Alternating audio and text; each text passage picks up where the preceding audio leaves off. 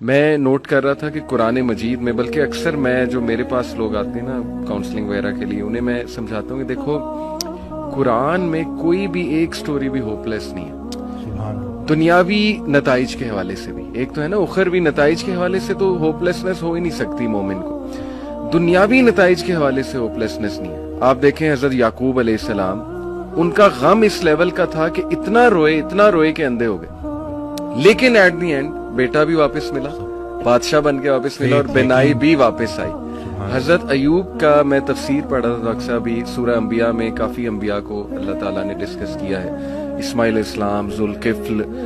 سلیمان، داؤد، سب کے بارے میں نا پھر اللہ کہتے ہیں کل من الصابرین، all of them were patient، اور اللہ تعالیٰ نے ان پہ رحمت کی۔ بہرحال تفسیر میں پڑھ رہا تھا کہ ایوب علیہ السلام کو اللہ نے بہت پین سے گزارا، یعنی وہ رو پڑے، اور انہوں نے کہا کہ ندا لگائی جب انہوں نے کہ انی مسنی الضر وانت ارحم الراحمین، کہ اے میرے رب تکلیف نے مجھے چھو لیا ہے اور تو بے شک تمام رحم کرنے والوں میں سے رحم کرنے والا ہے۔ تو لکھا ہوتا تفسیر میں کہ the reason اللہ تعالیٰ made him go through all this tough time was to tell everyone کہ میں اپنے پیاروں کو تکلیف سے گزارتا ہوں، یہ نہ سمجھنا کہ میں تم سے ہیٹ کرتا ہوں یا میں جو ہے وہ کوئی تمہیں پنش کر رہا ہوں، کیونکہ دیکھو اگر ایوب گزر سکتے ہیں اور انبیاء گزر سکتے ہیں تو مے بی اس میں کوئی بہت بڑی حکمت ہے، پین میں، غم میں، تو لیکن یہ کہ اینڈ میں ریلیف آیا۔ اللہ کہتے ہیں ہم نے اسے ریلیف دیا اپنے بندے کو، اس کے اولاد اسے واپس کی، وائف تو ساتھ تھی ہی لیکن یہ کہ اولاد بچھڑ گئی تھی۔ اسی طرح آپ دیکھیں زکریا علیہ السلام اولاد نہیں تھی،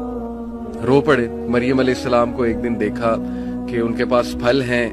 بے موسمی پھل ہیں، تو دل میں خواہش کی اور نماز میں اللہ سے دعا کی کہ اللہ اگر تو بے موسمی پھل دے سکتا ہے تو تو مجھے اولاد بھی دے سکتا ہے، تو اس پہ قادر ہے۔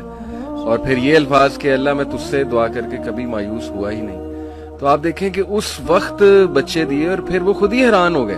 یعنی آپ انسان کی حالت دیکھیں، پہلے خود ہی دعا کی،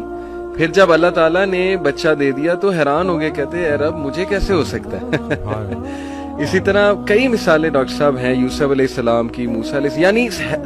سیڈ اینڈنگ تو ہے ہی نہیں۔ میں ہمیشہ انہیں سمجھاتا ہوں کہ دیکھو اللہ سے امید انسان سے لگاؤ گے تو سیڈ اینڈنگ ہے، وہ پھر سیڈ ہوگی۔ اللہ سے امید لگاؤ گے تو کوئی نہ کوئی ریپلیسمنٹ آ جائے گی، کوئی نہ کوئی راحت آ جائے گی، کہیں سے کچھ آ جائے گا، اللہ سنبھال لے گا۔